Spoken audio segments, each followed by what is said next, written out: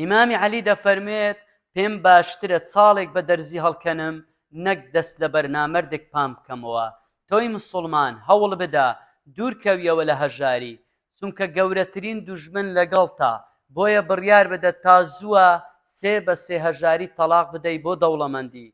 دەوڵەمەندی خۆشبەختیە هەژاری کوشندەترین چەکی کۆمەڵگا و تاکە. بۆیە بۆ ئەم جارە باس لە جیاوازی بیرکردنەوەی هەژار و دەوڵەمەند دەکەین. دەوڵەمەندەکان وا بیر دەکەنەوە هەمیشە سەرمایەکانی خۆیان بەگەڕ بخەن لە بزنسە جیاوازەکان. هەژارەکان بەردەوام پارە کۆ دەکەنەوە، هەڵی دەگرن، دەڵێن بۆ کاری پێویست بەکاردێتن.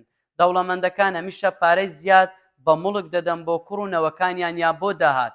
هەژارەکان کۆی دەکەنەوە، هەڵی دەگرن، بە ئاسن و بە ئۆتۆمۆبیل دەدەن. دەوڵەمەندەکان هەوڵ دەدەن منداڵەکانیان وا پەروەردە بکەن هە لە منداڵیەوە کاری بزنس و دوکانداری و خاوەنکاری سەربەخۆیان بن.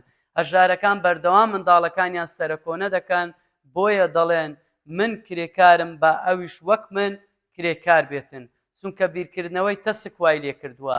دەوڵەمەندەکان هەوڵ دەدەن منداڵەکانیان وەک ئەوان دەوڵەمەند بن، بۆیە هەمیشە لە دوای خۆیان هاتوچۆیان پێدەکەن، لە کاتی کۆبوونەوە مەدلیس قسەیان پێدەدەن.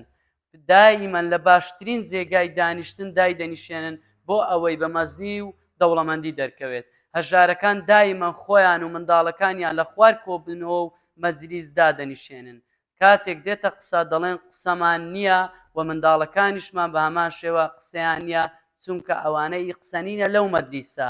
بۆیە هەوڵی شکاندنی منداڵەکانیان دەدەن و بانگەوازی ئیسلام توانرا بە پاڵپشتی بازرگانەکان باشکرا بانگەواز بکەن، چونکە ئەمدە سەحابەی پێغەمبەر نازداری ڕەسوڵ موژدەی بەهەشتیان پێدرا، نزیکەی 8 بازرگان و پارەدار بوون، چونکە ئەوەی بە دەوڵەمەند دەکرێت بە هەژاری ناکرێت. ئەمە قاعیدەی سەردەمە. بۆیە هەمیشە هەوڵی دەوڵەمەندی بدە، چونکە ئیمامی عەلی دەفەرمێت ئەگەر هەژاری مرۆڤ بێت بە شمشێر سەری لێت دەکەم، لە کۆتاییدا بژی بۆ دەوڵەمەندی نەفرەت لە هەژاری و فەقیری.